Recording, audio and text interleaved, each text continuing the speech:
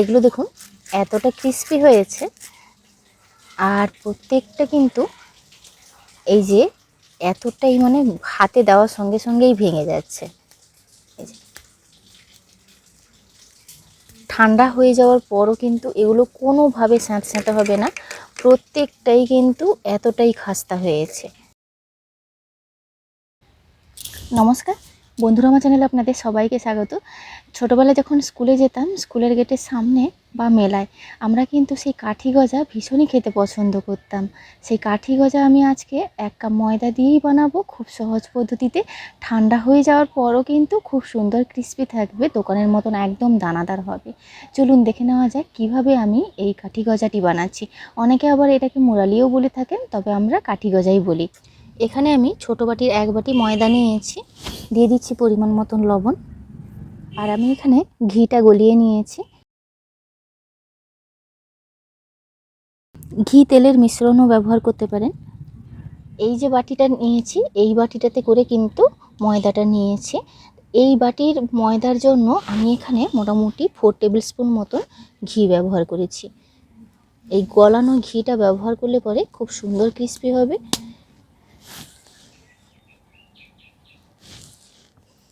ময়ামটা খুব ভালোভাবে কিন্তু ময়দার সঙ্গে মিশিয়ে নিয়েছি। এইভাবে মুঠি করলে মুঠি হয়ে যাচ্ছে।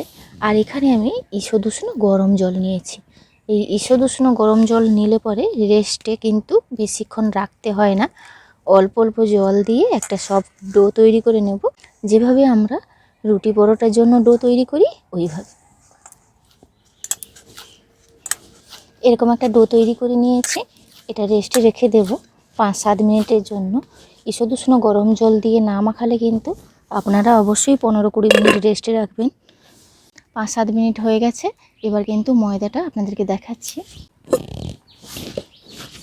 খুব সুন্দর সেট হয়ে গেছে। এবার দুটো ভাগে ভাগ করে নেব।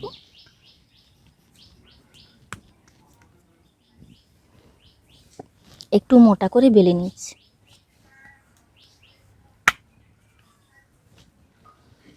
এইভাবে কিন্তু ছুরির সাহায্যে কেটে নিচ্ছি। এগুলোও কিন্তু আবার পরে বানিয়ে নেব।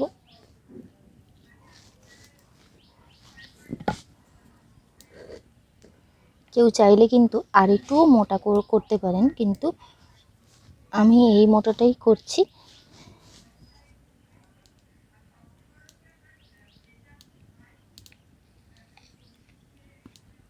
সরু সরু হলে আরো খেতে ভালো লাগবে।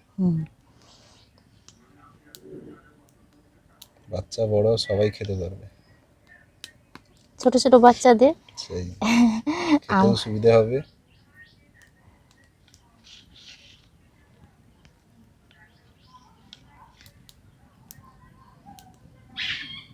এইভাবে করে কেটে নিয়েছি। এবার এগুলো ভেজে নেব। একদমই ঝটপট ভাজা হবে, তবে সময় নিয়ে একটু অল্প আঁচে ভাজতে হবে।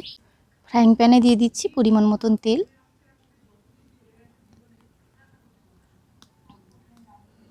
এগুলো কিন্তু এইভাবে একটু আলাদা আলাদা করে নিচ্ছি, তুলতে কোনো রকম সমস্যা হবে না। একটা একটা করে দিয়ে দেব।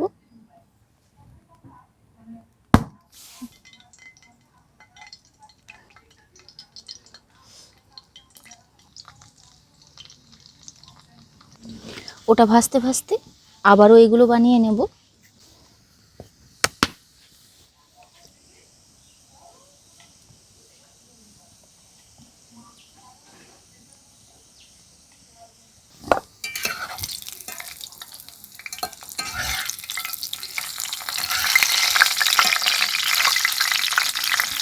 খুন্তিতে তেল জল ছিল।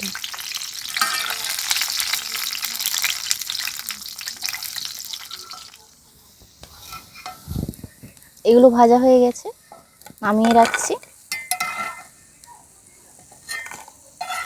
এগুলো চিনি গাছে নাড়ার সময় কয়েকটা ভাঙবেও, এত গোটা গোটা থাকবে না, লম্বা লম্বা। বাকিগুলো ওইভাবে কিন্তু ভেজে নেব।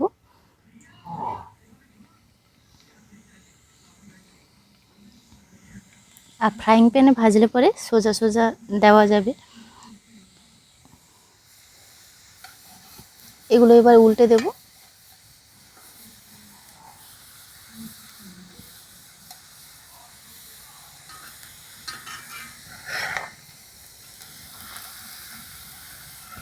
এগুলোও এইভাবে ভেজে নিয়েছি।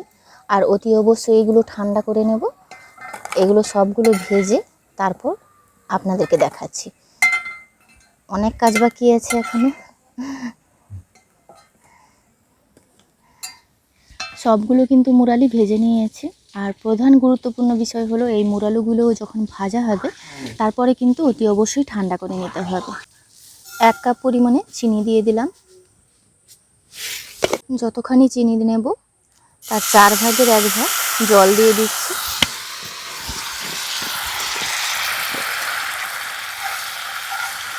চিনিটা শুধু মেলানোর মতন করে জল নিতে হবে। চিনিটা কিন্তু এখানে জাস্ট মিলিয়ে যাওয়ার অপেক্ষা করেছি। এইভাবে কিন্তু উপরে বাবলস তৈরি হচ্ছে। এই অবস্থাতে কিন্তু এই মুরালিগুলো দিয়ে দেব।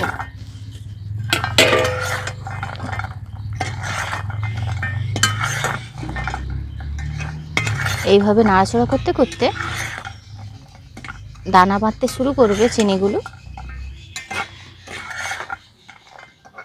এই পর্যায়ে কিন্তু আমি ফ্রাইং প্যানটা নিচে নামিয়ে নেব আর অনবরত নাড়াচাড়া করব।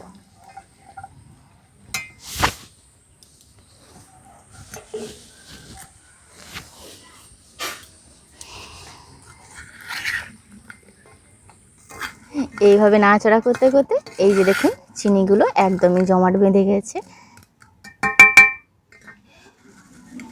এগুলো একটু ঠান্ডা করে নেব। কতটা ক্রিস্পি হয়েছে আওয়াজটা শুনেই বুঝতে পারছেন। খুব গরম আছে।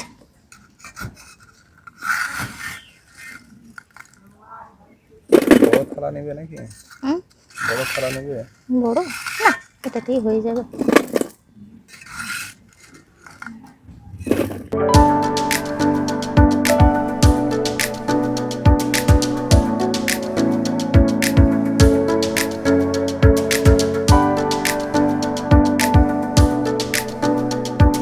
কাঠি গজা বা মুরালিগুলো কত সুন্দর হয়েছে আপনাদেরকে দেখাচ্ছি। এগুলো দেখুন এতটা ক্রিস্পি হয়েছে। আর প্রত্যেকটা কিন্তু এই যে এতটাই মানে হাতে দেওয়ার সঙ্গে সঙ্গেই ভেঙে যাচ্ছে।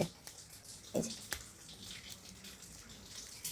ঠান্ডা হয়ে যাওয়ার পরও কিন্তু এগুলো কোনোভাবে স্যাঁতস্যাঁতে হবে না। প্রত্যেকটাই কিন্তু এতটাই খাস্তা হয়েছে। না তুমি দুটো না, খাও তুমি। খাচ্ছি।